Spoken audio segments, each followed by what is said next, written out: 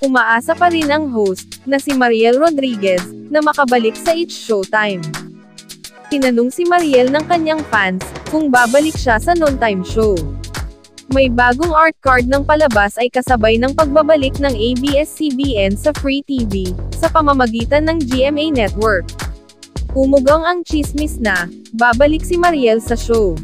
Pagkatapos ng mahabang panahon, ay nais umanong magbalik trabaho ni Mariel Rodriguez.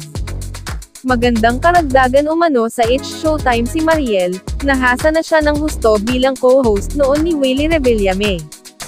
Kayang makipagsabayan ng TV host kina Vice Ganda, Ann Curtis, at iba pang mga hosts ng noontime show. Wala rin siyang kapaguran, buhay na buhay siyang mag-host, magaling ding makipagsabayan sa mga biroan at tuksuhan si Mariel.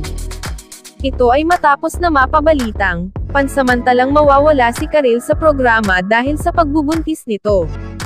Mas masaya pa ngayon ang noontime show ng ABS-CBN, may kabatuhan na ng mga jokes si Vice Ganda, may karelyebo na si Ann Curtis kapag may trabaho ito sa ibang bansa.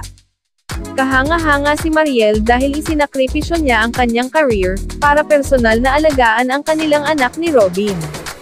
Maswerteng bata dahil ang mga unang panahon ng buhay nito, ay mismong ina ang nag-alaga sa kanya.